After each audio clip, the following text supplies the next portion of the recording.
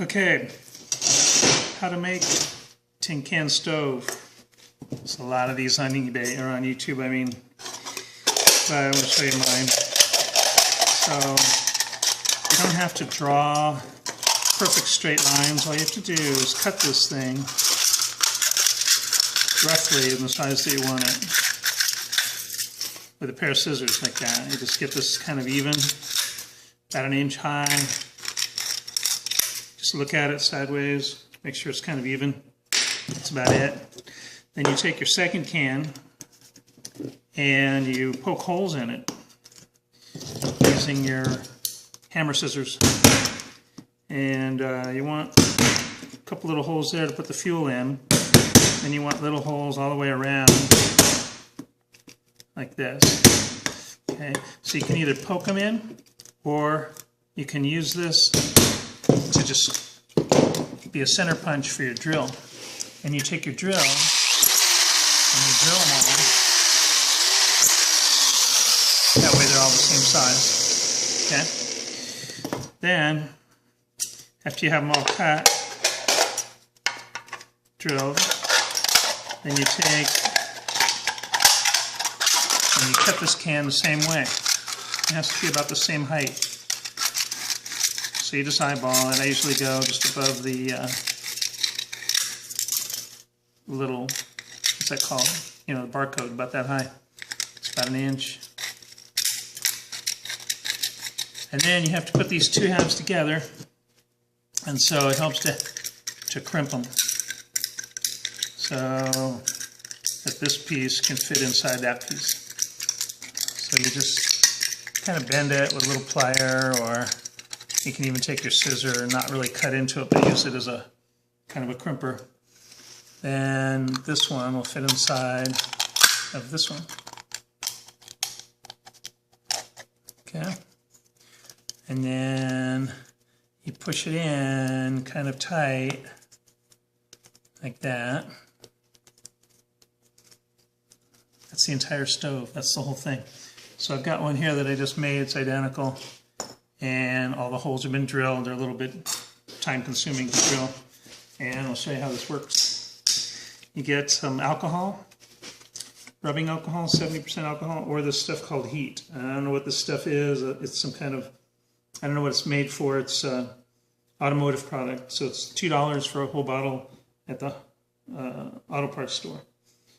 It's made for brake lines or something. And you pour it in here. You fill up your can. You got to pour it slow, or you could have made 3 holes. It would be pouring faster. And in the wilderness, when you're backpacking, you'd have a rock.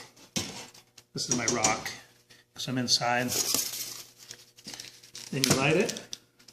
And all this excess fuel that you spilt on the rock kind of sets the forest on fire. If you don't have a rock, clear everything away, so it's just, you know, dirt. And then this starts going, as you can see here. This burns out, and this gets going, and what happens is it'll start to kind of pressurize itself, and it'll jet out the little holes. So it's already on, it's hot, you can feel it. Now the other project is, if you're camping, you need a windscreen, and you also need a pot holder for a large pot, okay? Because even though you can balance this on here, and there's water in here, you know, a bigger pot full of water, like a big pot like this is full of water, and I was testing boiling times, isn't as stable. So you can make a windscreen pot stabilizer like this, and then you can set this right on there. And the way you make it is you get one of these things for $1 at the grocery store. And you cut these in strips. You just fold them back and forth like this, kind of accordion style.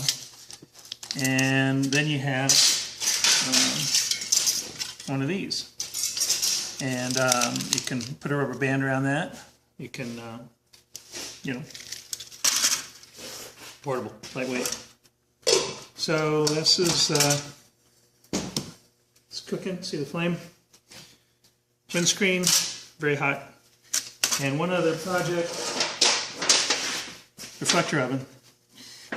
It's by the campfire. Instead of rock here, you can bake muffins or what have you. You know, pop in fresh dough things. You can toast bread.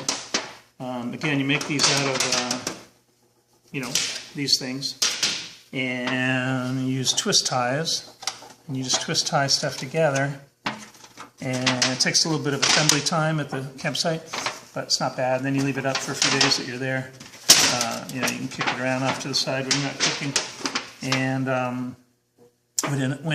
when it unassembles, when it goes down flat, it goes pretty flat in your pack. You put it slide it in a plastic bag to keep the dirt out of your pack. And super lightweight, 5 ounces. I just measured it. 5 ounces for the whole reflector oven. 0.3 ounces for the stove, and 0.3 ounces for the windscreen, so 0.6 ounces total for the whole stove and windscreen pot holder. That's pretty much it.